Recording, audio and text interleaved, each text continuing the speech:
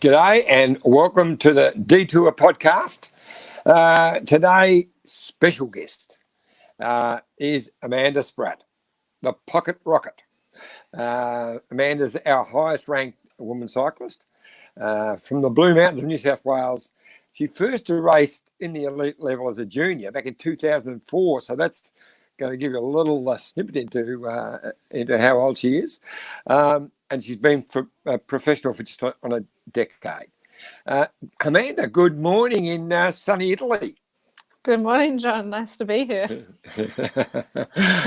So you're about to head off today. So when we finish this podcast, which is, we'll blame Dan Jones, the producer, we're 5 minutes late starting, but you're heading off virtually straight away to head to Spain for your first bike race in quite a while. So you must be nervous. Yeah, I think nervous, excited.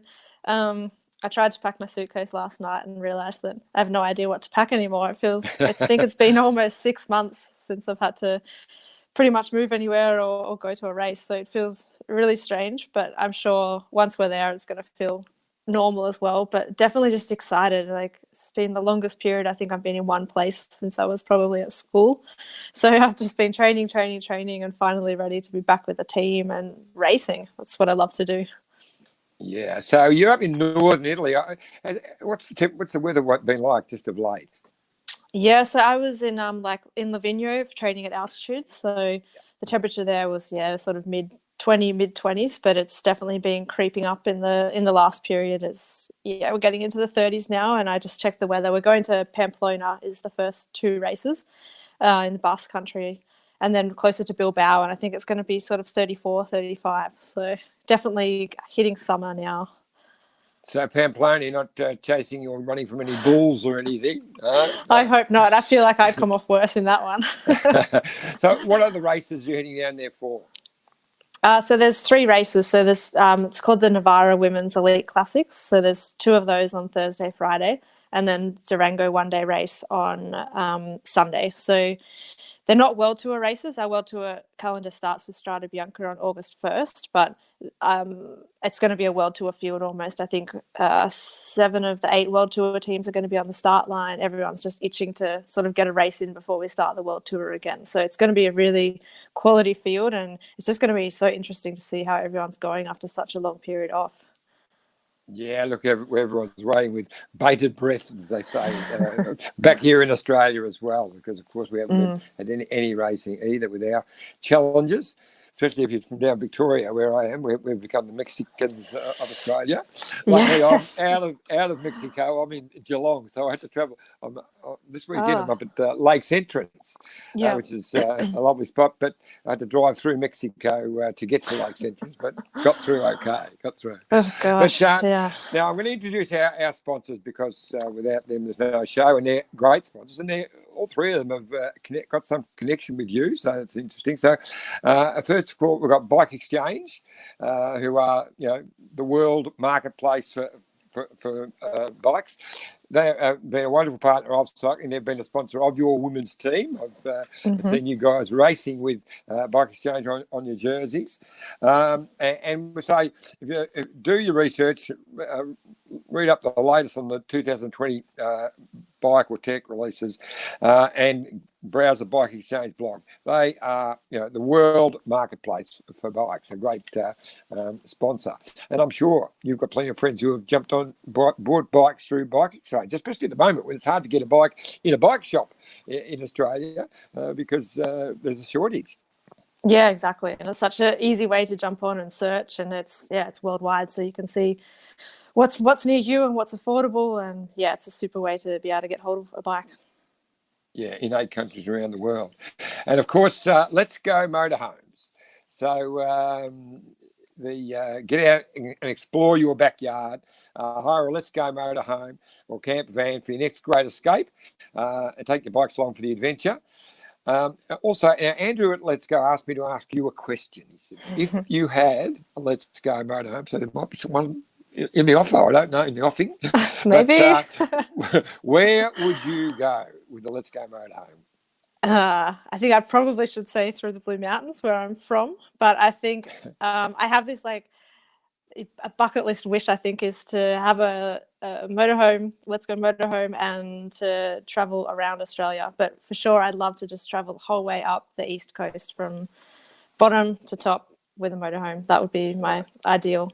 But it is like when I retire, it would be a bucket list thing to just travel around Australia for 3-6 months, however long it takes, and just explore our beautiful country.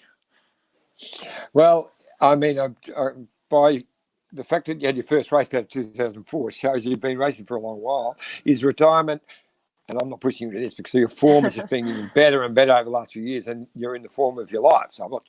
But is it something that you have set a date for or anything? Nah, there's no date or anything set on that. I think at the moment I'm still loving racing and training, and I think I am just getting better and better and better. So for me, there's no eyes on retirement at the moment. I think when the time comes, I'll probably know it, but it'll still be a hard decision, I think. I mean, as you said, I've been racing forever. I've been on my bike since 9 years old racing, actually. So it'll be a really hard decision when the time comes. But at the moment, I think I'm just getting better and better and really enjoying it. So no sign of retirement yet. And our other sponsor is Lexus of Blackburn, who you do know very well. They've been great sponsors of cycling, and you personally. So they always help you out with a lovely Lexus when you're down in Melbourne for in the summer series. But the Moore family, Andrew, Sarah, Bethany, and Tim, you've met them all, of course, and they're wonderful partners in all of our cycling. Yeah, I'm really grateful for the support of Andrew at Lexus and the whole company. And I think they're really also supporting women's cycling as well with the Sun Tour and the Bay Crits. So I think the investment and the support they're showing for women's cycling makes me pretty proud as well. So when you do hit that bucket list thing and retire, I guess a nice, rather than let's go motorhome, maybe a Jayco caravan hooked onto a really nice new Lexus from Blackburn would be the perfect option. Yep, you can organise that for me, and that'd be great. That'd be the dream. Yeah, well, I want to do that myself, and I think I'll be doing it long before you. I'll be running out of years, but. So, look, I thought we'll get straight into it. It's fantastic to have you on board. You've been a great supporter of my Bay Classic over the years. How many years have you done? You've only missed one, I think, in the last 10 years. Yeah, I was trying to work this out. I think I've missed one because I was injured, so I actually couldn't be there. But apart from that, I think I've done every single year since 2000 and is it either 2003 or 2004 or wow. I'm not sure. So I think it's about 15 or 16 now. But I love it. Such a good way to start the year. I haven't missed any in that time, but anyway, so obviously 2020 has been a strange year. How have you handled the season hiatus so far? It's been a challenge, I think in the start, like we came to Europe and then we were training and there were sort of murmurs of races getting cancelled and then the first couple were cancelled and it was like, okay, it'll be a few weeks before we're racing again. And you sort of looked ahead and my firm focus was on the Ardennes. So that period wasn't too hard. And then, our team was one of the first actually to say that even if the race is on, we're not going to go, we're going to prioritise your health. So actually I'm really grateful that our team was quite quick in making that decision. So you knew there was going to be a period of no racing, but then everything just started getting cancelled. And then obviously, the pandemic just escalated and you realised quite quickly that it was a really serious situation. Cycling aside, it's a really serious health situation. So I think most of the concern was around loved ones and just trying to be responsible and do what we can to get this under control. But obviously like the training motivation in the beginning went really down. Jean, my coach, gave me 5 or 6 days off. I just went out training and sort of felt, what's the purpose of even training? I don't have any goals now. And I think most athletes would have found themselves in that position. But I'd say like over the last couple of months since the UCI calendar came out and we knew, okay, we're going to be racing soon, then you sort of had something to to look towards again and something to look forward to. So I think the last couple of months in particular has been a lot easier. So the area you're in northern Italy, it was hit very badly in the early days of the pandemic. That must have been scary. Yeah, so I was in, it was right before Strada, I think it was, so I was in northern Italy, and then, yeah, I made a decision to come to Switzerland, where I also have a base here with my partner. So I was in Switzerland for most of the time when there was actually the lockdown, which was, yeah, fortunate for my training. I could still go outside, but certainly, like, yeah, it was quite scary just hearing from people who were in Italy and the lockdowns that were happening, and certainly the death toll just kept rising. And I think, yeah, it was a really hard time for everyone. And I think, yeah, if someone told you at the beginning of the year that this is how 2020 was going to play out, it just would have seemed crazy. But yeah, I mean, I think in the end, yeah, I think the lockdown was really hard for everyone, but I think now everyone's come out of it with a new appreciation, that's for sure, for being able to be outside and still acting really responsibly as well.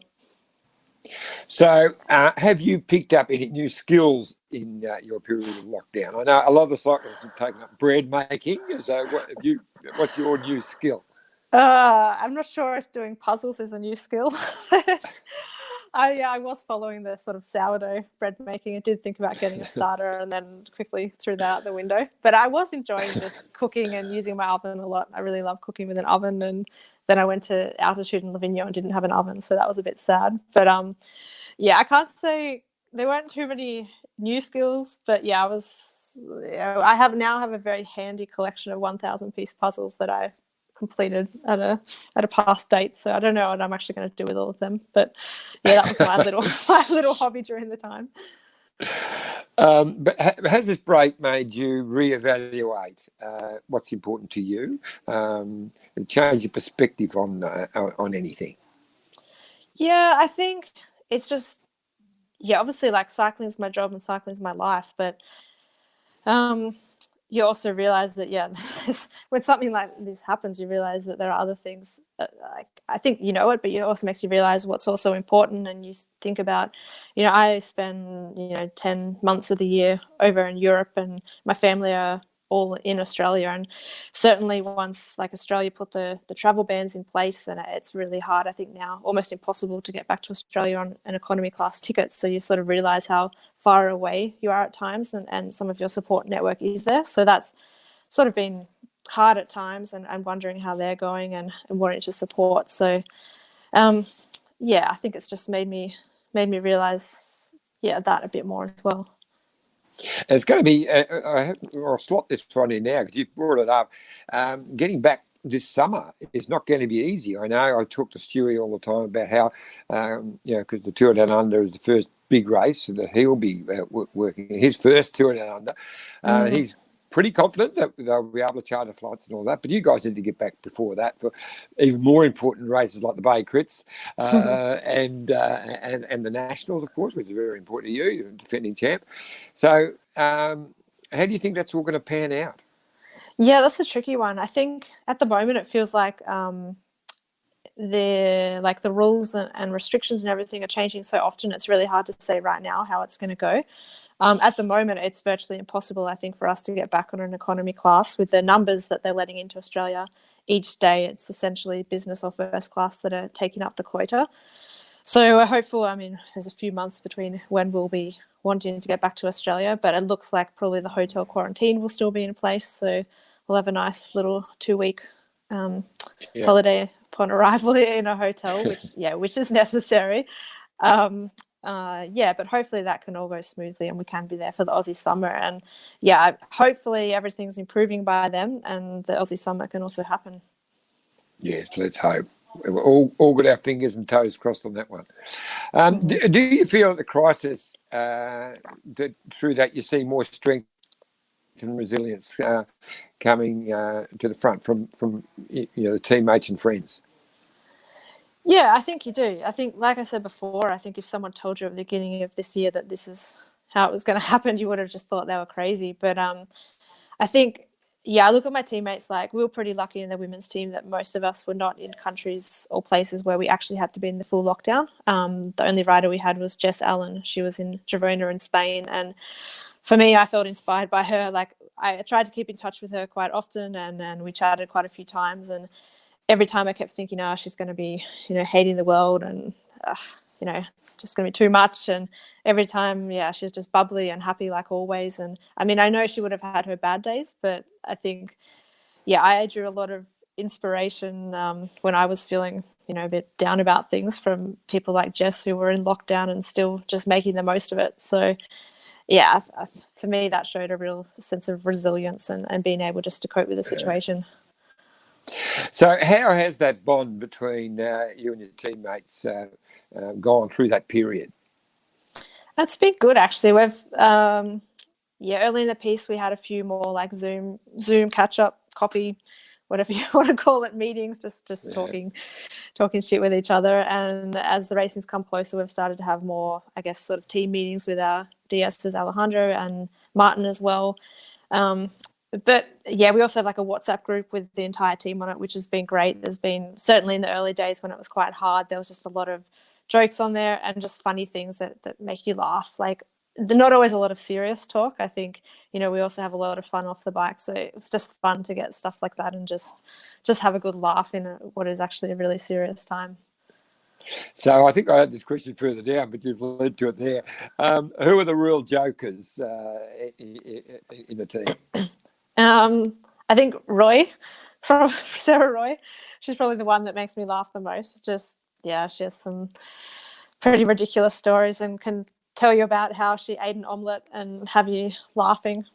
So it seems like a normal story. I think if I told the same story, you just stare blankly at me, but when she tells it, you can't help but smile. And certainly Jess. I mean, I had a message from Jess yesterday. She went and tried to do a 5-hour ride, which ended up being 7 hours, and I don't know, she was basically in the middle of nowhere and lost, and somehow got home, and we're all just laughing about it. So I think between those two, it's always a good time in the team, and you always find yourself laughing. So there's been a lot of focus on mental health in recent times. It's coming to fore. I know of 3 young, same year as my young grandson at school, three youngsters around 17 who committed suicide in this year, which is absolutely unbelievable. It is. And how do you feel, but with cycling, with being this time in lockdown, how people seem to handle that extra pressure? I think in general, good. Like I said before, I know for sure people were having bad days. I think with our team, they really prioritised the mental health and offered that support from the very start, and also were checking in on people to make sure everything's going okay, particularly the people who were really in that lockdown. But I think, it wasn't an easy situation for anyone. And I think, some people have partners or, they're in lockdown with those people, but there are other people that were by themselves essentially for I don't know how long the lockdown was in the end, 8-10 weeks, just with their own company almost. So I think they were the people that were sort of causing the most worry. But I think for the most part, I think everyone managed to get through it pretty well. So, of course, now that there's a goal and some racing, that's going to help everyone, of course. Now, a lot of the training and racing you've been doing has been online. And how have you found Zwift? I hear you're becoming addicted. Eh? I know. Well, I didn't. I've been supported by Zwift for a while, but I hadn't really gotten into it yet. And then obviously with the lockdown, and like I said, I wasn't actually in a country where I was required to stay inside, but I found myself getting on Zwift and then doing a few more Zwift rides, and then all of a sudden I was riding on Zwift when it was sunny outside, questioning myself, just thinking I'm totally crazy. And during the lockdown, we also had a team ride every week, just with the team. So we had like the staff on there, some of the riders came on. So for me, it surprised me actually the social aspect of Zwift, and it was just really a way to feel connected when everyone's all in different places and you can all just get on there and try to smash your coach or your DS or try to keep up with the guys. It was just a really fun way to stay connected, I think. And I've done one race now on Zwift, and it was one for Scott Sports, a multidiscipline race with the triathletes, mountain bikers, and road riders. And I swear, I think it's the hardest race I've ever done. It was harder than any World Tour race, but it's a short race. It was 30 minutes, but it was just, we all said, okay, we'll have a neutral lap, and then we started, and it definitely wasn't neutral. Everyone was just so all this like competitive energy just built up over so much time, and then we were finally allowed to unleash it. And oh gosh, I think I'm still recovering. Now, the Olympics with I know they're very important to you, and the season's about to start. The Olympics have been moved to next year. What are your thoughts on that? I think it's the right decision. It's definitely a good decision. I think there's no way it could have been held this year with the current world health situation. It's just not possible. I think, the only decision was to move it to next year, and I'm really hopeful that by that point we can have a vaccine and that it will be safe to hold the games. And I think once the decision was made, it was more a sense of relief. Okay, like we know for sure now that it's going to be next year, not this year. And whilst it was disappointing, like obviously all the preparation and the eyes were on this year, I think, it's just nice that we still have it. It hasn't been cancelled entirely. They've postponed it. So it's next year, and that's what I can go and train towards now. So what makes the Olympics so special for you? I think, as a young girl, you always dreamt or watched the Olympics on TV, and you always dreamt of maybe one day being able to go there and compete. I think it's the ultimate goal as an athlete to be able to get there. And certainly as a young kid growing up, everyone's talking about the Olympics. You meet an Olympic athlete, and it was like, wow, your dream came true. So I think, in Australia, the Olympics are really seen as something really important. So you grow up with that feeling already. And then it's just a chance. Any chance I have to wear the green and golden is an amazing opportunity. And I'm so proud that I've been to 2 already, and hopefully I can make it 3 next year. But it's just, I think, the fact that you have all sports coming together and everyone has this sort of same goal to win Olympic gold for their country. And it's just sort of this intense but really cool atmosphere to be involved with. Who's the most famous person that you bumped into at the Olympics? Gosh, it's like a hard one. I think a lot of the most famous athletes, they don't end up staying in the village because they'll just get people asking them for autographs all the time. I remember in London, I think the Prince William, I think, was there, and that was a bit like not at all a royal family buff. But this was still felt a bit like, oh my gosh. But for the most part, it's just amazing to see all the different athletes from all different sports. And I'm not a very tall person, so I normally feel like a complete small, like it's almost funny to try and get photos or see yourself next to like a basketballer or something and just be amazed that they're literally like twice your size. It's just incredible. I mean, I was lucky enough to go to a games back in '72, and everyone stayed in the village then. You weren't allowed to go out and stay outside, so I found it fantastic. And the atmosphere in the village at breakfast when everyone's bumping each other out of the way, I found really brilliant. Yeah, it's incredible, isn't it? In the dining hall with all different sports, and it's like the size of a football field almost, or more than that for just the dining hall. Yeah, exactly. And I suppose the Olympics and the World Championships are very different in that you're racing at the top level of your sport, but you're not racing with your normal teammates. You're racing as a national team, and it's a very different scenario. Yeah, it's definitely really strange. And I think, I'm teammates with Annemiek van Vlueten, the current world champion. So a lot of the time in races, we're working off each other and trying to get the best result, or I'm really working hard for her to get the result. And then all of a sudden we swap over to the World Championships for one race, essentially one race in an entire season, where competitors, not teammates. So that could be a bit strange.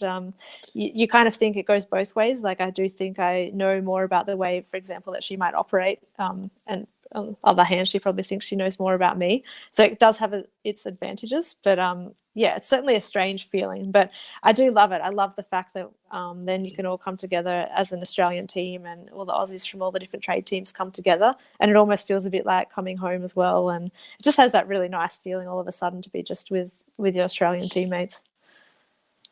So, in the World Championships, like the last two editions, you have rode brilliantly with the second and third placings. But do you get a bit conflicted when Annemiek went so early last year, and then the strongest riders to chase her were her teammates, aside from you guys? Were you conflicted at all, knowing she could stay away that long, even though it was ridiculously early? Yeah, I know Annemiek pretty well, and I know that she's up for doing crazy things like that. And I did have a very good feeling that this is exactly what she was going to do in Yorkshire, because, I mean, the Finnish circuit probably wasn't going to be hard enough for her to make a real difference like what she did on that climb. So it definitely wasn't unexpected. And then, yeah, I found myself in that group of, I think, 8 of us that were chasing, and we were holding the gap for a long time there. And I actually still didn't think it was game over at that point. I was still confident that if we kept it, less than a minute heading into the Finnish circuit, so there still was that chance to jump across or form a group that could get across to her. But then I think people started to panic. I think we were almost still 20 Ks from the final circuits, and there were attacks happening. And at that point, that's when all, cooperation out of our group went away, and that's when her gap really went out. But yeah, I think, she had an incredible ride that day and came away a deserving champion. And I think, crazy tactics, but it certainly worked for her. And if anyone can pull it off, it's her. Yeah. Yeah, probably the best world title win I've seen, man or woman. I thought it was just amazing. Yeah. But your development over the last 10 years, you've come from a really good team rider in there doing the hard work. It's virtually a super domestique a few years back to the stage where now you're one of the superstars of our sport, with third and second in the world titles, but some great wins.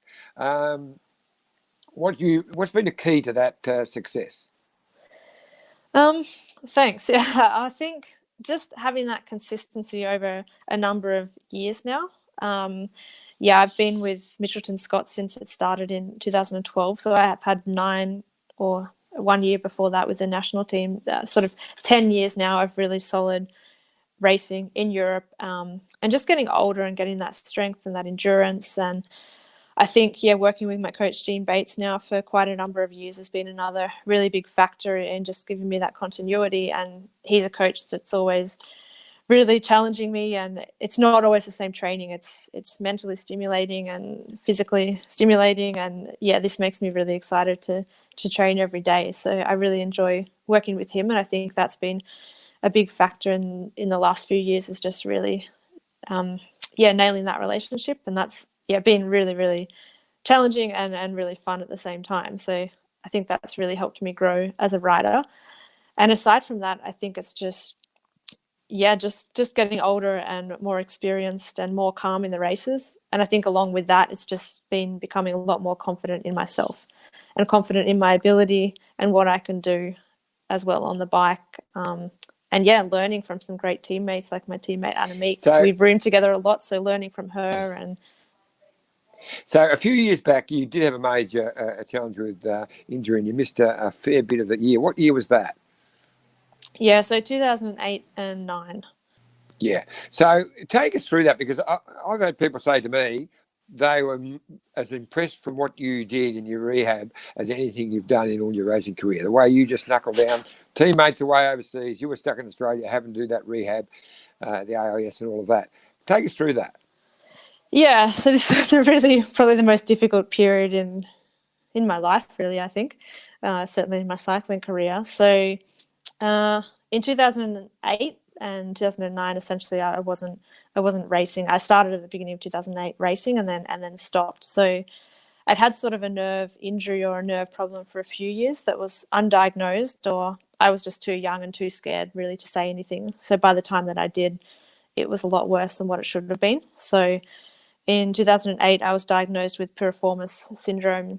So my nerve wasn't going through the muscle. It was just attached to it from chronic scar tissue from the pain that I was just going through all the time. It eventually just detached, and I basically had, really bad. I couldn't feel my leg. It got to the point where I was on a ditch on the side of the road in France, and I couldn't ride, literally couldn't turn another pedal stroke. And at that point, they sent me back to Australia, to the Australian Institute of Sport, and essentially I lived there for over a year. I had surgery and then rehabbed, living in Canberra with an amazing team like Greg Lovell, Dr. Craig Purdon, physio. Yeah, I just had an amazing group around me that were really supporting me to get back. But it started, I could do 5 minutes again on the bike, and slowly I could start to do a bit more riding. But I think in the end I had over 6 months where I couldn't be on a bike, but I was trying to do all different things where I wasn't, sitting, I guess, was the real big issue. And I also lost so much muscle, so it was just trying to get that back. And I got to the point where I could ride again, but every time I rode, I still had this really, really bad chronic pain. And so, my brain, I had so much pain for so long that my brain associated cycling only with this really bad pain. So in the end, it took Laura Mosley, a pain expert, coming in and working with me to go through sort of how to retrain my brain. So that was a really big factor in my rehab, was how to change the way my brain thought of cycling. So, that worked. It was a really long road back. And the first couple of seasons, I still had quite a bit of pain, but I knew I could manage it well. Now everything's going really well. But it was certainly such a challenging time physically, but also mentally. I was in quite a bad place mentally as well, trying to get through this. And I think you mentioned, I'd wave off my teammates to go and race overseas and watch from afar, and that's where I wanted to be. And it was just frustrating that I couldn't be there. And I had people tell me maybe I should retire, maybe I should give up. We're not sure if it's going to get better. But at the same time, I had amazing support from family, from the people I was closely working with at the AIS that really believed in me. So I think now it makes all the results I get even more sweeter. And I hope that they're watching and as proud as what I am of the results I can get now. Well, I really do believe that that helped make you the person you are. That the tenaciousness that you showed through that time has now come to the front in your racing. It's fantastic. Do you feel that the younger riders, because we've got a host of youngsters coming through at the moment, you think they understand what lies ahead of them and what can lie ahead of them, knowing what you know now? I think it's impossible to know everything. I think as a young rider, I had no idea. I remember getting on a plane as an 18-year-old and coming over to Europe to race, and just I had no idea what I was getting myself into. You're living in a foreign country, you don't speak the language. I mean, I have to say I was quite fortunate. I came over with the Australian Institute of Sport team, so I had that incredible support. But I mean, it's different racing in Europe. You're racing with 120, 130 or more riders, and you're trying to figure out how to race, and you're trying to figure out how to live in a foreign country. So I think I'm a little bit sad that, well, not a little bit, very sad that there's not sort of that Australian women's road team anymore, which I had the support when I came over. But I think what's important for young riders to understand is that that's not the only way. I think you look at riders like Sarah Roy or Chloe Hosking that came over and made a name for themselves without that pathway. So I think that's something that's really important as well, to understand that it may be harder now, but there's still definitely a way to get over here. And I think, a lot of us who are here and are experienced are more than happy to share our knowledge or give a hand when we can. So we touched on Annemiek a few minutes ago, but how important to the Michelin Scott team is Annemiek? Yeah, I think she's been really important to the team, and I can say, to me personally and in my development, I think she's been here for, I think this is her fifth year now on the team, and I can say that I've learned so much from her in that time, and probably particularly the last 2-3 years, I've really seen a lot more, or we've become a lot closer, and we room together a lot of the bigger races like the Giro, for example. So I get to see firsthand exactly what it takes to prepare and to win a race like that. So she's quite generous with her knowledge as well. You can always ask her a question, and I think just having such a champion like that on the team, you can't help but admire it and want to learn from her. And I think she has lifted the level overall of the team. So on the flip side of that, how do you feel that you've helped her develop as a rider? Many ways. No. You're going to be flippant Yeah. here, but I'm sure she has learned from you, because you don't come much more determined than you, Spratty. Yeah, no, I think it probably has gone both ways. I know, I think tactically sometimes, she asks me or looks to me in races to know what to do. So I think, I can often give her advice around that. And like I said before, we do room together a lot. I'm always on her to do a bit more stretching when she can, because neither of us are A+ students at stretching. So I think we always try to motivate each other, and also just share some knowledge. If we find something, oh hey, have you heard about this? Then we'll talk to each other about it, or share an opinion. So I think it goes both ways for sure. So we're going to take a little break, and when we return, it's all about the challenges ahead. Eyes on Bikes help grow small businesses. We are the world's #1 bike marketplace, where buyers and sellers are brought together in a place where a bike is never just a bike. Bike Exchange, where the world buys, sells, learns, and rides. So, Spratty, the season's only days away. We touched earlier, but what's your plan in these early races? Is it something you think you could get straight up into the on the podium in one of these?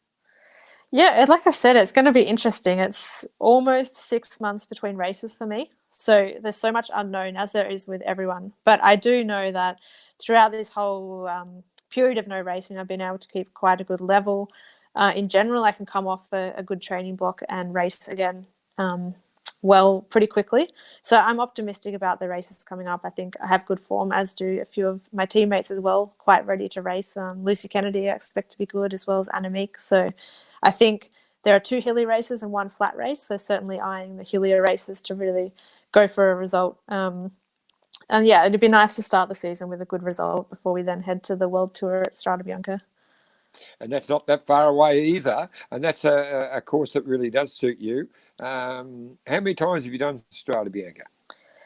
I think I've done Strade every year now. So I think we've had 5 editions, and I've been there every year. Last year, I crashed out with a concussion quite early on, but then Annemiek won the race. So any thoughts of concern for me were over when I heard that she won. So it's one of those epic races, and I think it's going to be different. It's going to be 1st of August. So normally for Strade, we're waking up in the pitch black and going to breakfast, walking across the snow to get to Breckie. And now it'll be probably already 30-something degrees at breakfast time, and it's going to be a big dust bowl, hot, stormy race. So I can't wait. So, do you know much about what's going to happen in the preparations and everything with the pandemic, with the COVID-19? What changes are going to be in place for you at these events? Yes, I know. We obviously have the UCI requirements about what they're going to do at races, and requirements for testing and this kind of thing. But within every team, I think most teams are coming up with their own health protocol. Our team's no exception. So we have a protocol called Race Safe that will be our health protocol moving forward. It's going to involve things like always wearing masks. We are required to get 2 COVID tests before we're allowed to go to races, and they have to be negative. So I've just done my 2nd one this morning and waiting for the courier to come and pick that up. Things like that. Obviously, essentially every team's going to have a bubble. So once you're in the bubble, that's sort of the safe zone, and minimal contact with the outside people. So for my feeling, once we're in the race and at the race, that's sort of, there's so many precautions, and hopefully all the teams are taking the same measures as us, and that's going to be quite a safe period. I think the more unknown is when we're not at races and we're traveling, and, we can't control as much then either. And that's exactly my next point, because we're about to embark on probably the most amazing few months, trying to pack our whole season into about a third of the time. So a lot of travelling with the Giro, with all of the classics, and a lot of different hotels. It must make you very nervous. Yeah, I still feel a bit nervous, and some part of me doesn't know if it's maybe too soon, but then again, at some point, we have to coexist with the virus and learn to live with it. But I think what we can do is really act responsibly, and that's what we're doing with the team protocols and really taking it seriously. But I mean, you're right. There's that element of risk, and I'm not sure will we get through 3 months of racing. We have to wait and see how I think the first races go and how the situation evolves. But I think certainly I'm more worried in something like a tour where you're in one hotel and then the next day you're 200 kilometers away in another hotel and then another hotel and then you're on the road, and the potential for spreading a virus then is definitely greater. So what's the date of the Giro? So when's the Giro for us is before Worlds. So we finished Okay. on the 19th, so the 10th, around the 10th, 11th to the 19th. And the Worlds this year is a really nice course for you. So that will be, I'm sure, one of your major aims for the year. Yeah. So the Worlds, I'm already smiling thinking about it. That's my biggest goal for the end of the season. So yeah, pretty much from mid-September until mid-October, I have the Giro, World Championships, and then the Ardennes Classics. That's sort of the period that I'm really targeting to hopefully be on the podium and winning races in that time. And the World Championships is at the top of that. I've ridden the course a couple of times last year. I've been back there again this year. I'm going to base myself in that area in August, I think. So yeah, I'm really got all eyes focused on trying to get that rainbow jersey for Australia. And I think, yeah, with the team that we can have for that course, I think it's a great course for the Australian team. And I'm hopeful that we can have a great race there. It seems strange to be talking about preparing for all those races in that one little area of time, like the Giro and then the Ardennes Classic and the World Championship. It's just so they're normally miles apart. I know. I think any cycling fan in Australia is just going to be chronically sleep deprived for about 3 months, and then they'll have to try and get on top of it again. It's going to be amazing. There's one in the men. I think there's 3 races on the one day. I don't know how we're going to watch all of those. But anyway, it's going to be crazy. It'll be great. Women's racing has taken a really big leap, I feel, in the last 2 years, as in recognition. People are now switching on, and maybe it's the social media and the way it's all on some different form of watching on the net. But it seems to have really taken on. What's your thoughts on that in the last couple of years? Yeah, definitely. I think on a number of fronts, I think the teams are getting a lot more professional. I think if you were involved in women's cycling a few years ago and you tried to come back in now, you would. It's not the same now. There's so many things have developed. Even in the last sort of 2-3 years, it's hard to compare even between those years.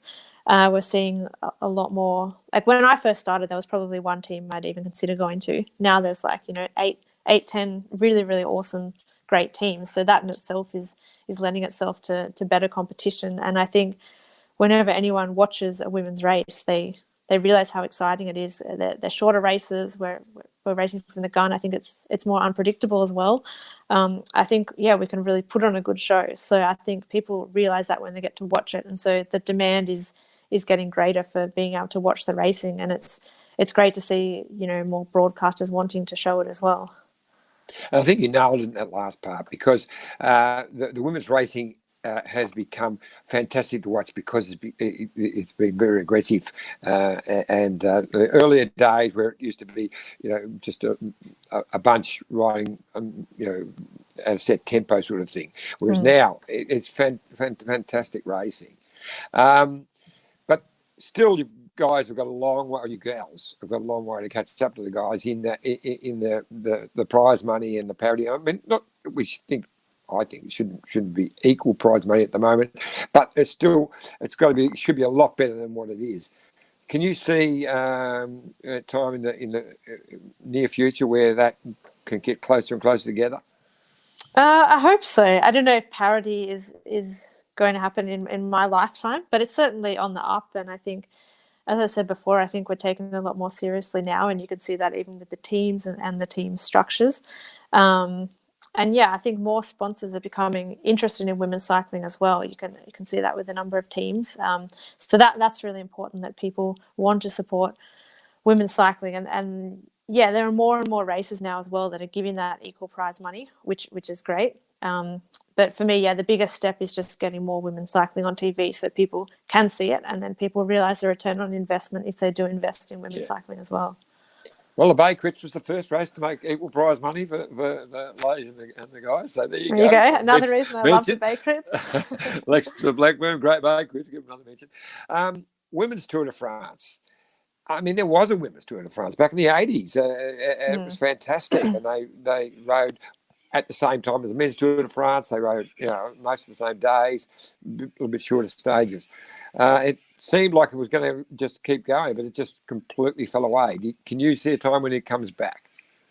I'd like to think so, yeah. I think I get a bit annoyed when people are lobbying for the Women's Tour de France and say that we want to race the same distance and everything as the men. I don't think if you asked anyone in the peloton now if we want to be racing the same distance as the men, I think the answer would very much be no. I think, we want races the same length that we're doing, 120 to 160 kilometers, really exciting racing.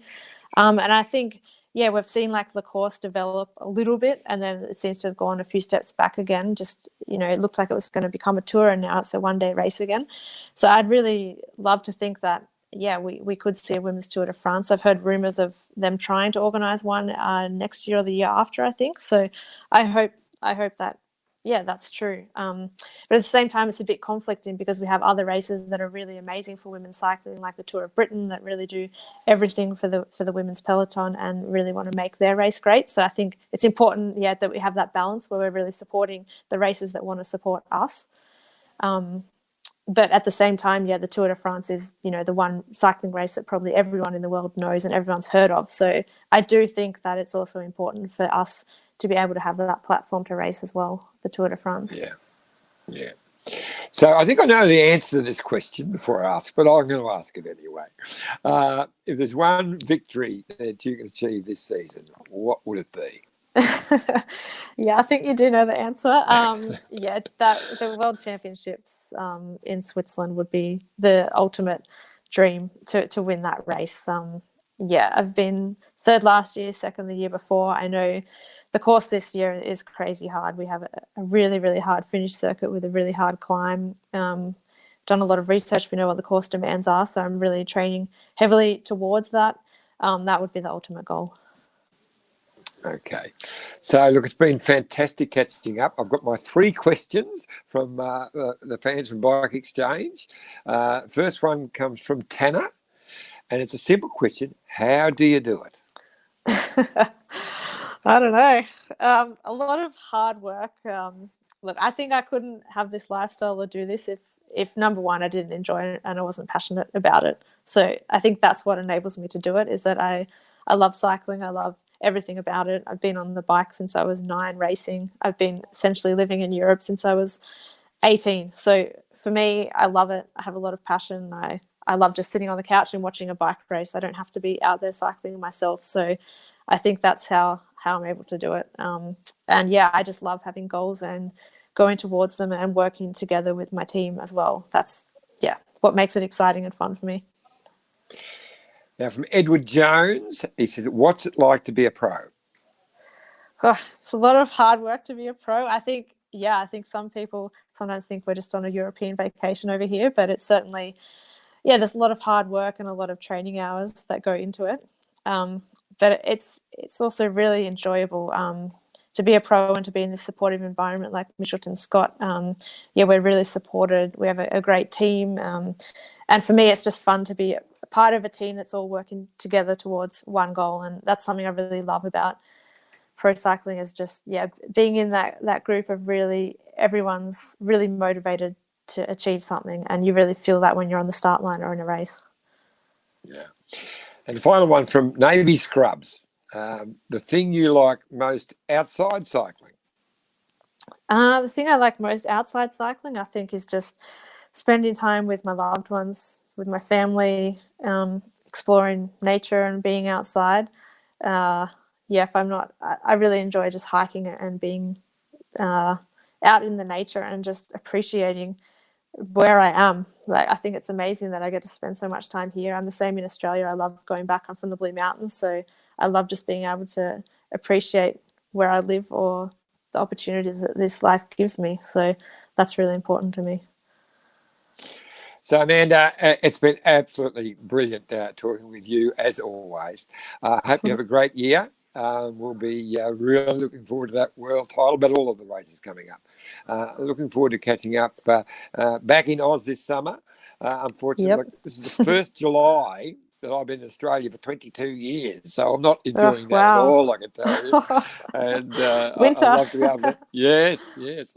But I'm on the bike, back on the bike myself. I might need to find one of those special coaches you talked about to help me with the pain that I'm feeling in my cycling at the moment. But Don't give up. Absolutely. Yeah, it's been wonderful talking with you. Have a great season and be safe. Yeah, thanks, John. Awesome to be here.